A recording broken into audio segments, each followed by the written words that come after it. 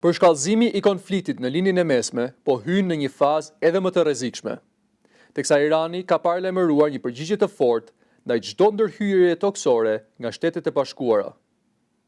Në ditën e 30 të përplasjeve mes Iranit dhe Izraelit, sulmet mes palëve kanë vijuar, ndërsa në sfond shtohen shqetësimet për një përfshirje më të thellë të SBA-s. Sipas mediave amerikane, Pentagoni po përgatitet për mundësinë e operacioneve toksore, duke dislokuar mira trupa në rajon. Megjithatë, raportimet sugjerojnë se nuk bëhet fjalë për një pushtim të plotë, por për operacione të kufizuara me forca speciale dhe njësi këmbësorie.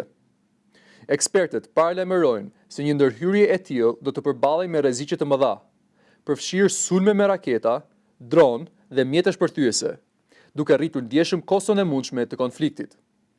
Ndërkohë, administrata amerikane duket e ndarë mes deklaratave për ulje tensionesh dhe kërcënimeve për përshkallëzim, duke lënë të hapur skenar të ndryshëm për zhvillimet e ardhshme. Nga ana e saj, Irani ka bërë të qartë se çdo veprim i SBA-s në terren do të përballet me një reagim të menjëhershëm dhe të vendosur, duke rritur frikën për një konflikt më të gjerë në rajon.